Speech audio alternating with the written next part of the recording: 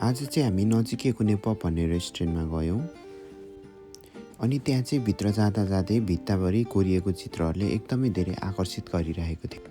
अनि त्यहाँ चाहिँ मैले जाँदै फोटो खिच्ने ठाउँ देखेर एक पोज पनि दिइहालेँ।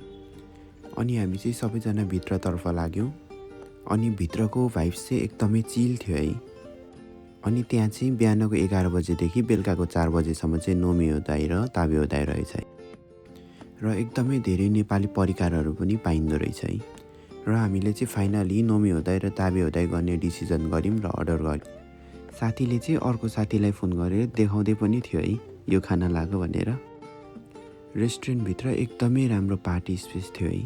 र बारको पनि व्यवस्था रहेछ है। र साथीहरूलाई चाहिँ एकदमै धेरै गाह्रो बनाइरहेको थियो है भोकले। गएकोबाट डाइरेक्ट आएको कारणले गर्दाखेरि होला। र परिकारहरू हेर्दाखेरि चाहिँ मुखमा पानी आइसकेको थियो है। टिभीमा गीत पनि बजिरहेको थियो, एकदमै इन्जोय भइरहेको थियो है। र फाइनली म र मेरा साथीहरू चाहिँ खाना लिनतर्फ लाग्यौँ।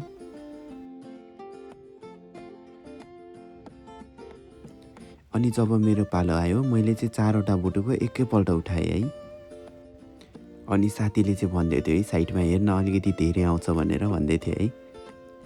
अनि म चाहिँ हल्का हाँस्दै खाना हाल्नतर्फ लागेँ है। अनि खाना लिएर आउँदाखेरि त अलरेडी अघि नै नानहरू त आइसकेको रहेछ है। अनि देख्न सक्नुहुन्छ यो चाहिँ हाम्रो आजको खाना है गाइज। अनि हामीले चाहिँ एकदमै भोक लागेको कारणले गर्दाखेरि सबैले त्यही दनादन दिन थाल्यौँ है।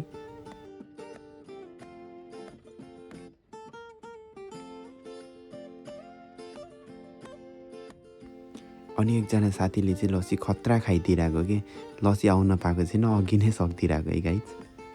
अनि साइडको साथीले चाहिँ सम्झाउँदै थियो है उसलाई त्यसरी नखा भन्दै। अनि हामीलाई चाहिँ त्यहाँको दाइले है 10वटा नान खाऊ भाइ तिमीलाई सबै फ्री भन्दै हुनुहुन्थ्यो है, जिस्काउँदै हुनुहुन्थ्यो।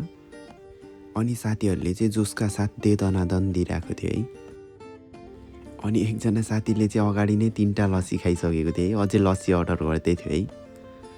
अनि यतापट्टिको भाइले चाहिँ म पनि के कम भन्दै अझै 2टा नान अर्डर गर्दै थियो है।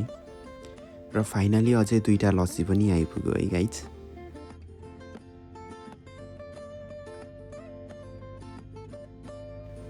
र एकछिन बसिसकेपछि चाहिँ हामी बिल गर्नतर्फ लाग्यौँ। र आफूले खाएको देख्दाखेरि आफै तर्सिरहेको कि त्यो देखेर। र फाइनली हामी चाहिँ बिल गरेर फर्क्यौँ है। र तपाईहरू पनि अनलिमिटेड ड्रिङ्क्स र अनलिमिटेड खाना खान चाहनुहुन्छ भने चिबाको आबिकोमा रहेको नेपा भन्ने रेस्टुरेन्टमा जान सक्नुहुन्छ है त गाइज।